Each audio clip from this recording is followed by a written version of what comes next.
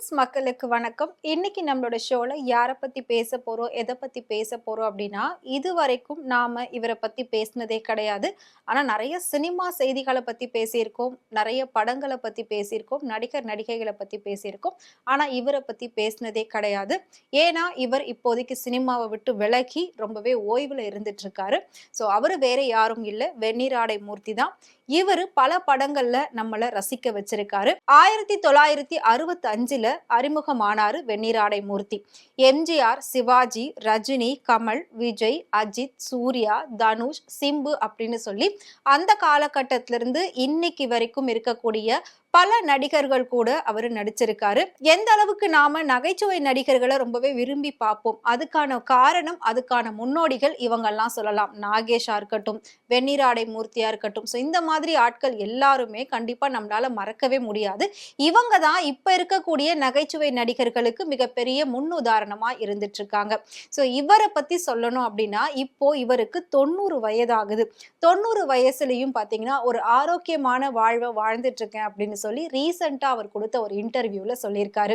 So எல்லாருமே கேட்கக்கூடிய ஆச்சரியமான ஒரு கேள்வி, இவ்வளோ நாள் எப்படி சினிமாவில் நீங்க தலையே காட்டாம இருந்தீங்க, எப்படி இந்த சினிமா உங்களை மறந்தது? அதாவது இவரை மறந்ததுன்னு இல்லாம ரசிகர்களுமே பாத்தீங்கன்னா இவரை ரொம்பவே மறந்து போயிட்டாங்க அப்படின்னு சொல்லலாம். ஸோ கொஞ்சம் வருஷமாவே படங்கள் எதுவுமே பண்ணாம முழுக்க முழுக்க ஓய்வுல இருந்துட்டு இருக்காரு. ஸோ அதுக்கு நடுவுல எந்த ஒரு ஃபங்க்ஷன்லயுமே நாம அவரை பார்த்ததே கிடையாது. ஸோ இப்பதான் நம்மளால அவரை திரும்பவும் பார்க்க முடிஞ்சது. அப்படி பார்க்கறப்பதான் அவர்கிட்ட நிறைய விஷயங்கள் பேசியிருக்காங்க. ரொம்பவே இன்ட்ரெஸ்டிங்கா ஒரு பதிலும் சொல்லியிருக்காரு. கிட்டத்தட்ட தனக்கு 90 வயது ஆகிறதா சொல்லியிருக்காரு. 90 வயதிலும் தான் ரொம்பவே ஆரோக்கியமா இருக்கேன் அப்படின்னு சொல்லியிருக்காரு. உடனே உங்களோட ஆரோக்கியத்துக்கு என்ன சீக்ரெட், நீங்க என்ன மாதிரியான ஒரு வாழ்க்கை முறையை பயன்படுத்துறீங்க அப்படின்ற மாதிரி கேட்டிருக்காங்க. ஸோ அதுக்கு அவர் சொன்ன பதில் தான் ரொம்பவே ஆச்சரியப்பட வச்சது. அதாவது வெண்ணிராடை மூர்த்தி அவர்கள் சின்ன வயசுல இருந்தே எக்ஸசைஸ் பண்றது, விளையாடுறது அப்படின்னு சொல்லி எந்த ஒரு பழக்கமும் அவர்கிட்ட கிடையாதான். நான் ரொம்பவே எக்ஸசைஸ் பண்ணிட்டே இருப்பேன், யோகா பண்ணுவேன், நான் ரொம்ப ஆக்டிவா இருப்பேன், ரொம்பவே பிசிக்கல் கான்சியஸா இருப்பேன் அப்படின்லாம் எதுவுமே கிடையாது. எனக்கு விளையாடுறதே பிடிக்காது. நான் சின்ன வயசுல நல்லாவே சாப்பிட்டுக்கிட்டு இருந்தேன். ஆனா வயசு ஆக ஆக நான் டோட்டலாவே நான்வெஜ் அவாய்ட் பண்ணிட்டேன். இப்ப நான் முழுக்க முழுக்க ஒரு வெஜிடேரியனா தான் இருந்துட்டு இருக்கேன். ஆனா நான் யோகா, எக்ஸசைஸ் அப்படின்னு சொல்லி எதையுமே பண்ணல.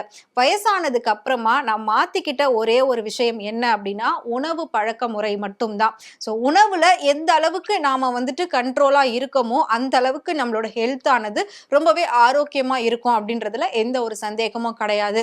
என்கிட்ட போன் கிடையாது. நான் பர்சனலா போன் எதுவுமே யூஸ் பண்ண மாட்டேன். வீட்டுல இருக்கிறவங்க யாராவது என்கிட்ட பேசணும்னு நினைச்சா கூட நேர்ல வாங்க பேசுறேன் அப்படின்னு தான் சொல்வனே தவிர, எப்பவுமே நான் போன்ல யார்கிட்டயுமே அதிகம் பேச மாட்டேன். போன் நான் பார்க்க மாட்டேன். டிவியில கூட நல்ல நல்ல விஷயங்கள் போனா மட்டும்தான் நான் பார்ப்பேன் அப்படின்னு சொல்லியிருக்காரு. அதை தாண்டி நம்ம தூங்குற டைம் அப்படிங்கிறது ரொம்பவே ஒரு முக்கியமான ஒரு நேரமா பார்க்கப்படுது. நீங்க எவ்வளவு சீக்கிரம் கரெக்டான ஒரு டைமிங்ல தூங்குறீங்களோ, அதுவும் 8 மணி நேரத்துக்கு குறைவில்லாம நிம்மதியான ஆழ்ந்த தூக்கம் இருக்கணும். ஸோ அதுக்கப்புறமா நீங்க எழுந்துக்கும் போதுதான் உங்களுக்கு ஒரு புத்துணர்ச்சி கிடைக்கும். அந்த தூங்குற டைமை நான் ரொம்ப கரெக்டா ஃபாலோ பண்ணிட்டு இருந்தேன்.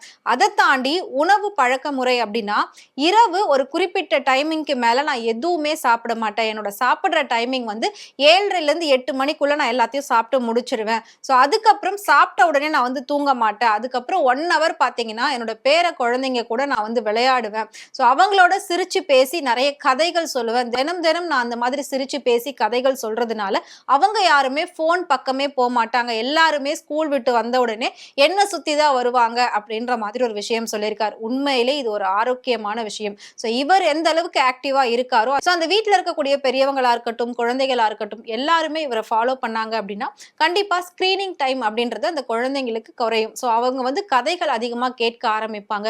என் வீட்டில் இருக்க பசங்க எல்லாம் பெருசா போன் யாருமே யூஸ் பண்ண மாட்டாங்க. எல்லாருமே என் கூட டைம் ஸ்பெண்ட் பண்ணுவாங்க. நான் ஒரு குறிப்பிட்ட நேரத்துல நல்லா பேசுவேன், ஒரு குறிப்பிட்ட நேரத்துல அவங்களோட விளையாடுவேன், ஒரு குறிப்பிட்ட நேரத்துல தான் சாப்பிடுவேன், ஒரு குறிப்பிட்ட நேரத்துல கண்டிப்பா நான் தூங்குவேன். இது எங்க போனாலும் என்ன மாதிரியான சூழல் ஏற்பட்டாலும் தேவைப்பட்டாலும் என்னோட டைமிங்கை நான் மாத்திக்கவே மாட்டேன் அப்படின்ற மாதிரியும் சொல்லியிருக்காரு. இதை தாண்டி நம்ம எந்த அளவுக்கு ஒழுக்கமான ஒரு மனநிலைமையை கொண்டு இருக்கோம் அப்படின்றது ரொம்ப முக்கியம். இந்த காலகட்டத்துல எல்லாருமே ஸ்ட்ரெஸ் அப்படின்ற ஒரு விஷயத்தை நோக்கி ஓடிக்கிட்டு இருக்காங்க, மணியை நோக்கி ஓடிட்டு இருக்காங்க. ஸோ அப்படி இருக்கிற பட்சத்துல அது எதையுமே நான் வந்து யோசிக்காம என்கிட்ட பணம் இருக்கோ இல்லையோ, ஏன்னா நான் நடிப்பை விட்டு ரொம்ப வருஷம் ஆச்சு, எனக்குன்னு பெருசா வருமானம் இல்லை, என்னோட பசங்கள்லாம் சம்பாதிச்சுதான் அவங்க குடும்பத்தை பாத்துக்கிறாங்க, நான் சம்பாதிச்சதை வச்சுதான் என்ன கொஞ்சம் பாத்துக்கிறாங்க. ஸோ எல்லா விஷயமும் ஆஸ் யூஷுவல் கரெக்டா போய்கிட்டு இருக்கு, குறைஞ்ச அளவிலான வருமானத்தை வச்சுதான் நாங்க சாப்பிட்டுக்கிட்டு இருக்கோம் இப்ப அப்படின்ற மாதிரி அவர் சொல்லியிருக்காரு. ஆனா அதை நான் எதையுமே யோசிக்காம ஐயோ நாளைக்கு பணம் இல்லையே, இன்னைக்கு பணம் இல்லையே, நாளைக்கு சாப்பாடு இல்லையே, அப்படி மாதிரி எதுவுமே நான் யோசிக்க மாட்டேன். இருக்கிறத வச்சு சந்தோஷமான ஒரு மனநிலையை நான் வந்து உருவாக்கிக்குவேன், ஏத்துக்குவேன். எந்த ஒரு கஷ்டம் இருந்தாலும் அதை நான் வந்து நல்லபடியா ஏத்துக்கிட்டு அதை அப்படியே சிரிச்சிட்டு நான் இக்னோர் பண்ணிட்டு போயிடுவேன் அப்படின்ற மாதிரி சொல்லியிருக்காரு. ஸோ இப்படி நாம ஒவ்வொருத்தரும் நம்ம மாத்திக்கிட்டு ஒரு ஒழுக்கமான நடைமுறையை கடைபிடிச்சோம் அப்படின்னா 90 வயசு என்னங்க, 100 வயசை கூட தாண்டி சந்தோஷமா வாழலாம் அப்படின்ற மாதிரி சொல்லியிருக்காரு.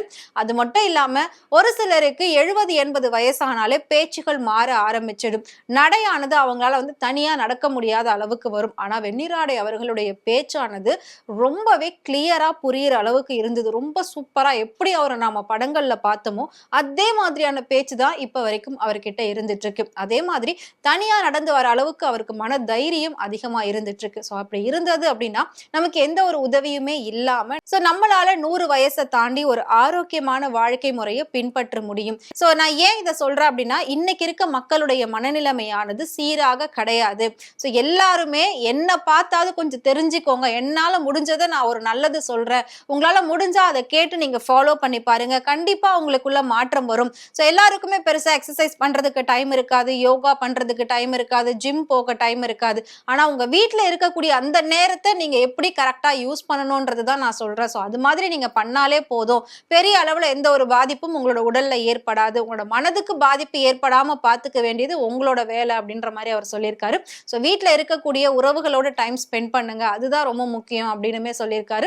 ஸோ எந்த ஒரு விஷயமா இருந்தாலும் அது நம்மள அதிகமா பாதிக்க தான் செய்யும், இருந்தாலும் அதை பாதிக்காத மாதிரி நாம தான் நடந்துக்கணும், அதோட நினைப்பை நாம வந்து ஏத்துக்கணும், பாதிக்கல அப்படின்ற மாதிரி சொல்லியிருக்காரு. ஸோ வெண்ணிராடை மூர்த்தி அவர்கள் பேசின இந்த விஷயம் எல்லோருக்குமே ஒரு மோட்டிவேஷனல் ஸ்பீச்சா இருந்தது அப்படின்ற மாதிரி அவரோட ரசிகர்கள்லாம் சொல்லியிருந்தாங்க. இவ்வளோ வருஷம் கழிச்சு திரும்பவும் அவரை வந்து வெளியில பார்த்ததுல ரொம்பவே சந்தோஷம் அப்படின்னு சொல்லி அவரோட ரசிகர்கள் எல்லாருமே அவருக்கு வாழ்த்துக்களை சொல்லிட்டு வராங்க. இன்னும் அவர் வந்து 100 வயதை கடந்து சந்தோஷமா வாழணும் அப்படின்னு எல்லாருமே அவரை வாழ்த்திக்கிட்டு வராங்க. ஸோ அதே மாதிரி ஃப்ரெண்ட்வுட் டீம் சார்பாகவுமே அவருக்கு மிகப்பெரிய ஒரு வாழ்த்துக்கள், 100 வயதை கடந்து அவர் இன்னும் சந்தோஷமாவும் ஆரோக்கியமாவும் வாழணும் அப்படின்னு சொல்லி.